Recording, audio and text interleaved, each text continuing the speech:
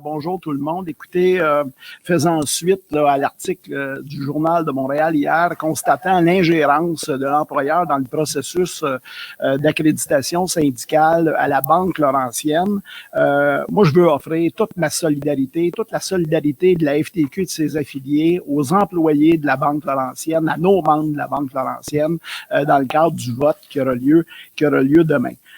Je veux juste mentionner c'est pas la première fois qu'on constate l'ingérence de l'employeur dans les affaires syndicales. Je dis souvent que le droit de se syndiquer, c'est un droit au Québec, là, au Canada, c'est un droit de se syndiquer, c'est un droit aussi de ne pas se syndiquer.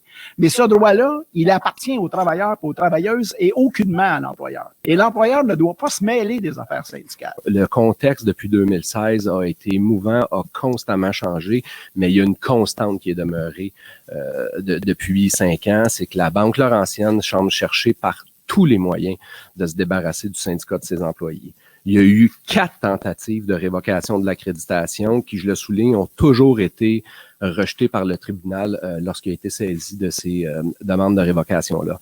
En 2018, je le rappelle, là, nos membres ont voté à plus de 60% pour garder leur syndicat. C'est un message clair qui a été envoyé et pourtant rien n'y fait.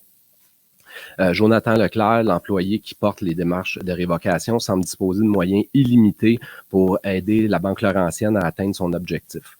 Au SEPB, je le rappelle, là, on représente plus de 16 000 professionnels et employés de bureau. On a une organisation qui est en bonne santé financière, qui va bien. On arrive à avoir des relations harmonieuses avec tous les employeurs où on intervient.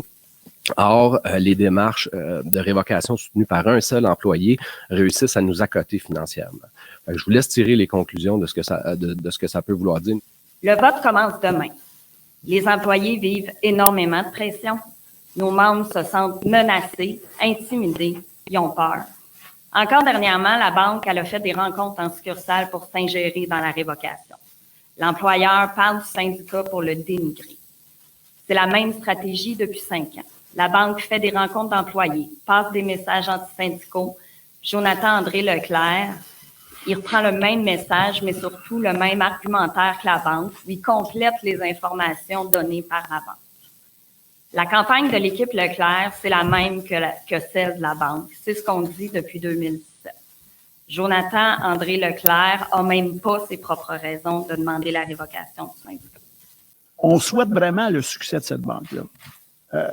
La preuve, là, c'est qu'on pourrait aujourd'hui déchirer notre chemise puis tout casser parce que l'employeur, ne reconnaît pas le syndicat, veut pas le rencontrer, veut pas nous parler, puis on a des preuves d'une ingérence dans nos affaires syndicales.